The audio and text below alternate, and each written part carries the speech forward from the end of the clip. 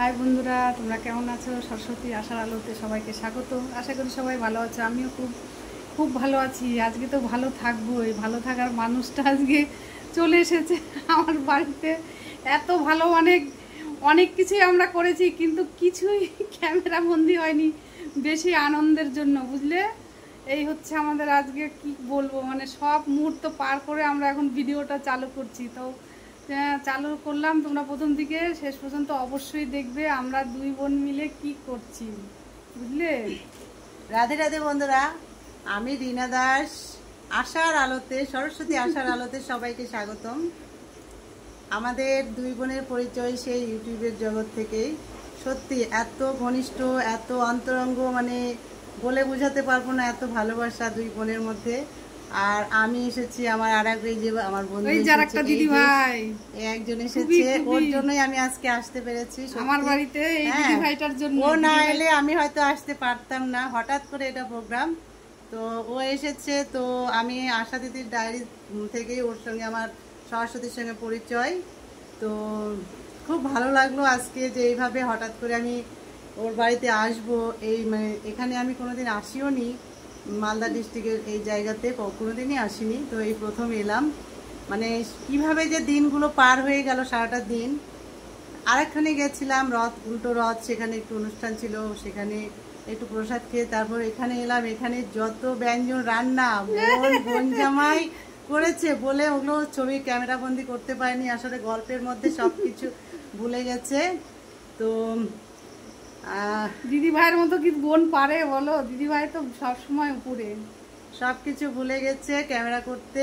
এত এত আয়োজন, মানে কি বলবো, বলে বোঝাতে পারবো না। এত ভালোবাসা, দিদি বেশি ভালোবাসে আমাকে, তো ওই জন্য যেতেও ইচ্ছা করছে না। এত ভালোবাসা ছেড়ে যেতেও ইচ্ছা করছে না, কিন্তু করার কিছু নেই। সংসার বলে কথা, যেতে তো হবেই। কাজ আছে, কাজগুলো একদিন না থাকলে অনেক কিছু টেনশনে আমরা থাকি, ও থাকে, কেউই আমরা মানে যাই করি না কোনো ছোট কাজ, কিন্তু সবসময় একটা কাজের বোঝা এবং টেনশন সবসময় মাথার মধ্যে থাকে। আর আপনারা অবশ্যই সরস্বতী আশার আলো ভিডিও দেখবেন এবং পাশে থাকবেন, সাপোর্ট করবেন।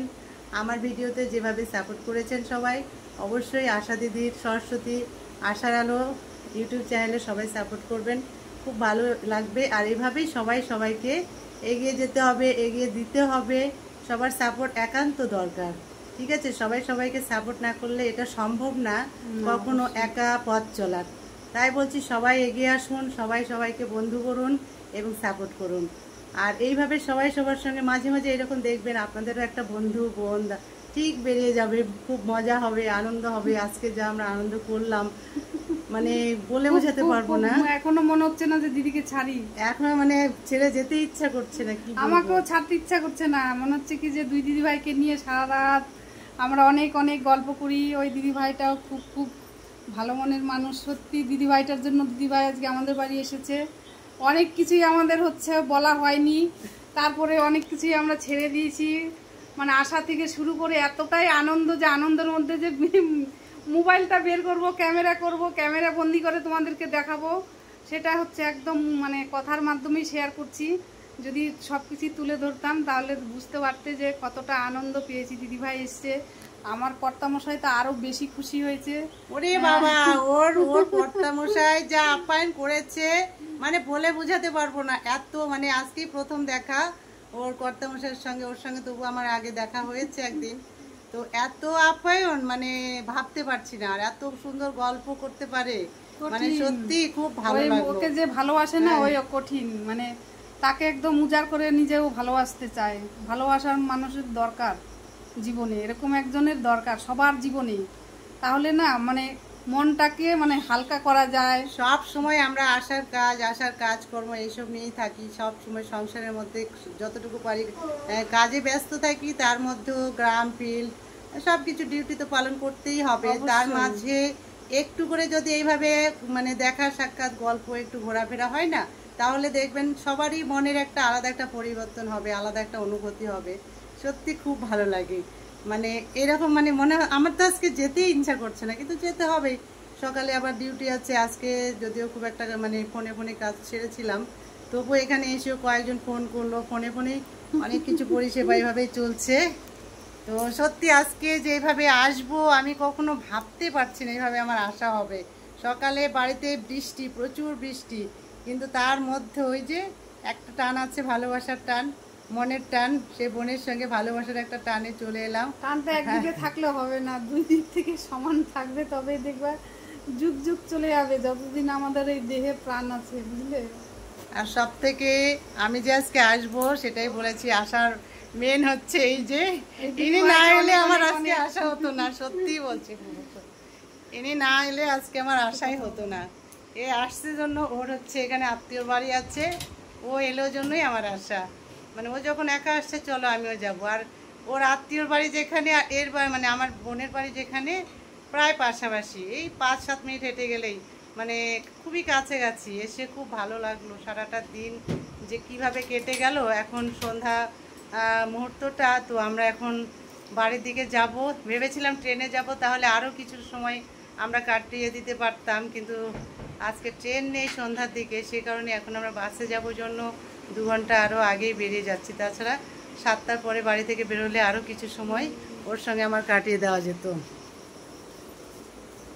ঠিক আছে বন্ধুরা, আমরা এখন যাচ্ছি রথের অনুষ্ঠান আছে বাস স্ট্যান্ডের দিকে, তাই না? কোথায় বাস স্ট্যান্ডের দিকে? হচ্ছে দেখো তোমার, এই যে দেখো, দেখুন বন্ধুরা আমাকে গিফট দিচ্ছে, দেখুন। তাহলে এটা কি মানা যায় এসব? এটা বড় বোন, ভালোবাসা। আমি দিদি, আর আমাকে এইভাবে গিফট দিবে, সেটা আমি তো দিদি, আমি তো দিতেই পারি, আর ও কেন দিবে? এটা তো ঠিক না, বলেন? এটা একদম ঠিক না, আপনারা একটু বলে দিন।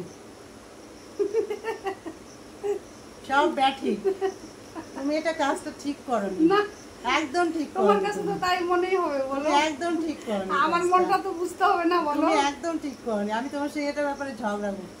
করো, আমি রাজি, রাজি। এই ব্যাপারটা তোমাকে ঝগড়া করছি। হ্যাঁ আমি রাজি, তুমি করো, আর আমি চুপচাপ শুনবো, সব মেনে নিব। কি দুষ্টু হয়ে যায় যে কি কি গিফট, এটা শাড়ি টাড়ি কি এনেছে আমাদের জন্য, দেখুন। হ্যাঁ, এটা কিন্তু একদম ঠিক করেনি। এটা ছোট গিফট, কখনো ছোট হয় না। না, আম পাড়তে হবে না, আম পাড়তে হবে না সোনা, আর এত আম পাড়তে হবে না। তোমার কিছু বলার থাকলে বলো। তো বন্ধুরা, আমি আবারও বলছি, অবশ্যই সরস্বতী আশার আলো চলে আসবেন সবাই, ওর ভিডিওগুলো দেখবেন, সাপোর্ট করবেন। আর আমার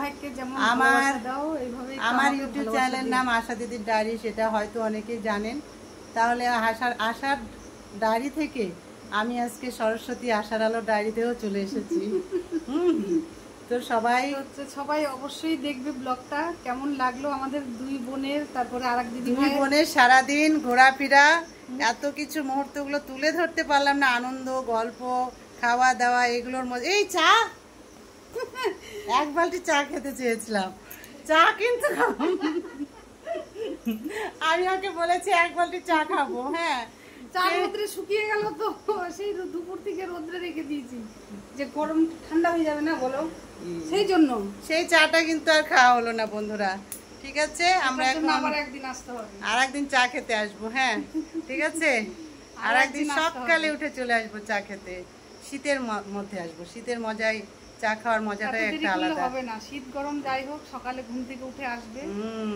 আর সেদিন ওই যাওয়ার কোনো কথাই হবে না, একদম না, যা হবে বাড়িতেই হবে। তারপরে হচ্ছে সবাইকে তুলে নিয়ে শীতের মজায় আসবো, আমরা ঘুরতে যাব। ওই যে ঘুরতে যাব আদিনা ইকো পার্ক, সেই দেখার মতো। কোথায় কোথায় ঘুরতে যাব, তারপরে হচ্ছে তোমার ওই ফরেস্ট, দুটো জায়গায় দেখার মতো। আসলে মানে সে সময়টা শীতে, যাই হোক গাছপালা এসব মানে মধ্যে গেলে না অনেকটা মনের পরিবর্তন হয়।